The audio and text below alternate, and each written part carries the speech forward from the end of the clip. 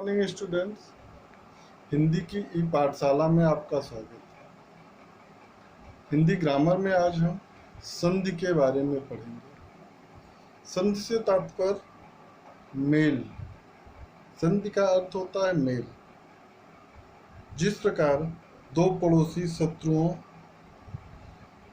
देशों में मेल होता है, यानी कि संधि होती है, एक दूसरे से मेल जोल कर लेते हैं और संधि करते समय उनमें कुछ नियम और कानून में परिवर्तन किया जाता है। उसी प्रकार दो शब्दों के पास पास के वर्णों में जब मेल हो जाता है तब मेल से होने वाला परिवर्तन संधि कहलाता है। अगर इस प्रकार से देखें हम तो दो वर्णों के मेल से उसके मूल रूप में जो परिवर्तन या विकार आ जाता है उसे हम संधि कहते हैं। संधि करते समय इस बात के ध्यान में रखें कि दो शब्दों के मेल से सार्थक शब्द की रचना होती है, उसका अर्थ भी सार्थक निकले।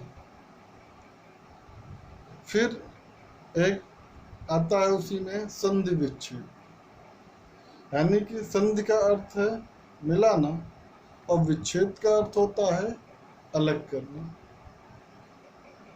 दो वर्णों के मेल से बने नए शब्द को वापस पहली वाली स्थिति में लाना संधि विच्छेद कहलाता है।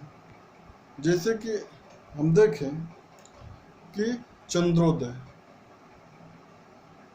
ये तो संधि का रूप है, लेकिन अगर इसका विच्छेद करते हैं तो चंद्र प्लस उदय।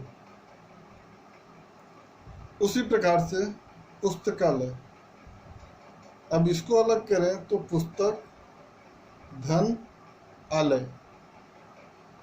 उसी प्रकार से सूर्यास्त, सूर्य प्लस अस्त।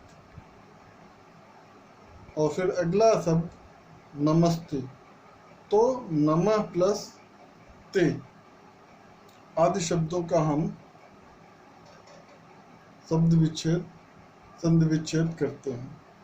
अब संधि के भेद, यहाँ पे अगर देखें तो संधि के मूल रूप से तीन भेद होते हैं, जिसमें पहला है स्वर संधि, दूसरा है व्यंजन संधि और तीसरा है विसर्ग संधि। स्वर संधि से तात्पर्य यानी कि स्वरों का मेल, जिसमें हम सिर्फ स्वरों का मेल होता है, दो स्वरों के मेल से होने वाले परिवर्तन को हम स्वर संधि कहते हैं। एक उदाहरण के तौर पे देखें, रेखा प्लस अंकित, रेखा प्लस अंकित। तो रेखा में अगर हम देखें तो रेखा का अगर वर्ण विच्छेद करें तो ख प्लस आ आता है, और दूसरे शब्द का पहला अक्षर अगर लें तो अंग है, तो पहले शब्द का आखिरी वर्ण आ और दूसरे शब्द का पहला वर्ण अ दोनों मिलके आ हो जाते हैं। तो यहाँ पे रेखांकित, यानी कि दोनों जगह पहले शब्द का लास्ट वर्ण और दूसरे शब्द का पहला, दोनों ही स्वर के रूप में है, इसलिए यहाँ पे स्वर संधि होगी। लोक प्लस ईश, पहले शब्द का क का अगर वर्ण विच्छेद करें तो अ का उच्चारण होता है, और दूसरे शब्द का ई का करें, पहला वर्ण देखें तो ई आता है। तो दोनों के मेल से दोनों यहाँ पे स्वर ही हैं, इसलिए लोकेश।